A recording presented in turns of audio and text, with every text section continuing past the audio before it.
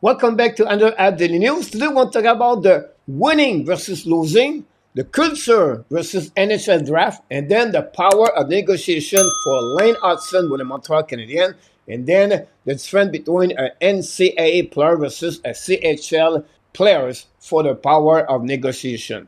So let's dive in talking about the first subject of the day. Our first subject is about winning versus losing, and of course the culture versus the NHL draft. Many fans during my live streaming, some of them are upset when the Montreal Canadiens win, and some of them are really upset when the Montreal losing. What's the point behind that? But some fans believe if you have a better selection pick ranking, you're going to have a better players. Some other fans said if you're losing, you're going to build a culture of losing mindset.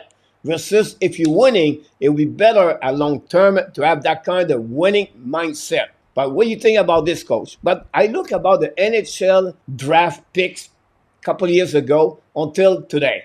If when you think about this, the NHL draft guy is not a science. It's not like a formula with this plus this plus this. You're going to be successful for all the pick you're going to select players in NHL. I'm going to bring you back at the year of Jesperi Kotkaniemi. Kotkaniemi was selected third by the Montreal Canadiens. That year draft, Montreal Canadiens had the choice between Kotkaniemi, Buddy Tkachuk, and Philippe Zadina. And Montreal Canadiens select third overall pick and decide to go with Kotkaniemi. Kotkaniemi had a great start with the Montreal Canadiens a long term until today, but Kotkaniemi played with the Carolina Hurricanes, and now he was held to scratch by the team today. What's the point behind that? But first of all, guys, it takes at least 5 years to really consider if the player is going to be a great hockey player in NHL. Yes, you have some great selection like Connor Bedard, Matthews, McDavid, right? But then you can also make a bad choice like Neil Yakupov, example. And I can go with second overall pick, third overall pick, fourth overall pick, fifth overall pick. What's the point behind that? But remember, guys, Sakowski versus Shane Wright. So far, Sakowski had a good year this year. But last year, many of you was concerned about the selection of Montreal Canadiens. Some of you already consider Sakowski a bust. It started the same way with David Ribacker. Ribacker, he did not play any game in NHL, and already they consider Ribacker a bad selection because they should select Michkov. And we don't know what could happen with Michkov. I don't say Ribacker was the right pick. What I'm going to say to you is you have to wait 5 years to consider the best player versus another best player. But when you go a little bit more deeper, but sometimes you're going to see a selection number 10 become a better player in NHL versus a player number 5. And then I can go with any other selection, 15 versus 8, and then 12 versus 4, and all the way. The year of Kotkaniemi, guys, Montreal skipped on Quinn Hughes, Evan Bouchard, Noah Dawson. Again, it's not a science. But my point to you guys is come back now of the winning versus losing right now for Montreal Canadiens, and then the culture versus NHL draft. Montreal Canadiens battle for selection number 5, number 6, and number 7. It's not a big deal because whatever they select, Lindstrom, Catton, Iserman, or Dickinson, whatever it is, it's not guaranteed it's going to be the best players at the time Montreal select number 5, 6, or 7. So for me, winning game is more important at losing game at the end of the season, like what's going on with the Montreal Canadiens.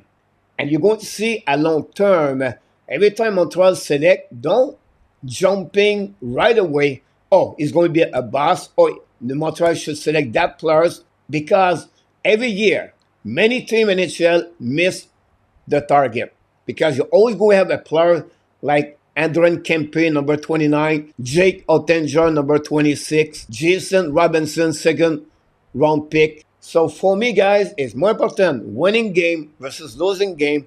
And sometimes it's all about the development and how this player is going to be, not at 18, 19, but at 22, 23, 24. And finally, like Kotkaniemi, great start. Then after that, he dropped, and now it's looking bad.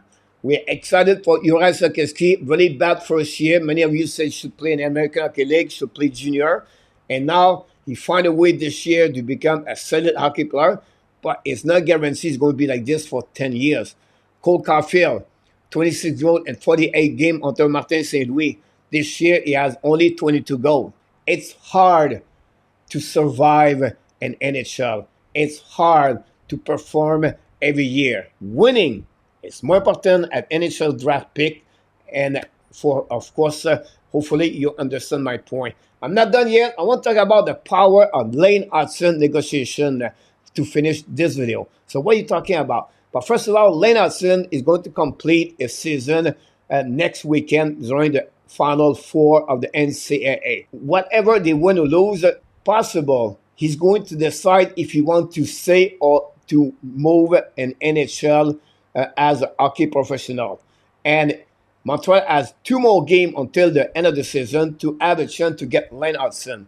Let's go back with Jordan Harris. When Harris complete his year with the Northeastern University, but he negotiated with the Montreal Canadiens.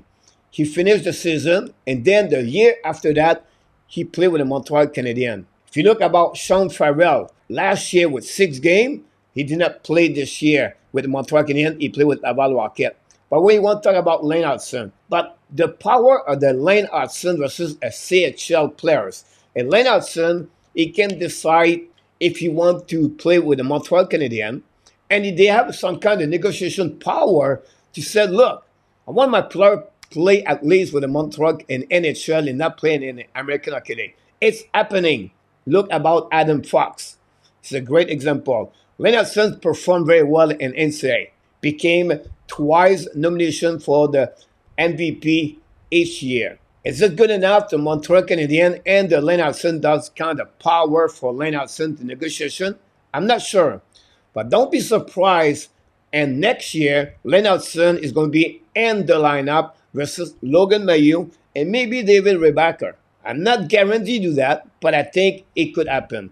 And the difference between an NCAA player versus a CHL player, if both of them does not sign a ELC entry-level contract with their team draft them, but the CHL players, he have to return an NHL draft because he have only 2 years. And the NCAA, he has 4 years to sign his contract with his team.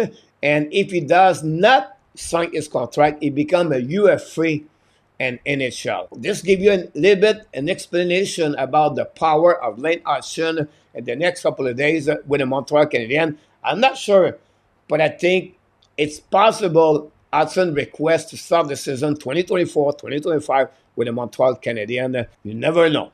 And that's conclude, guys, all the subject we have on this video.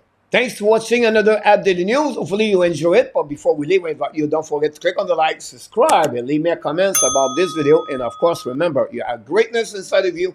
And we wish you an amazing, great, blessed day, everybody.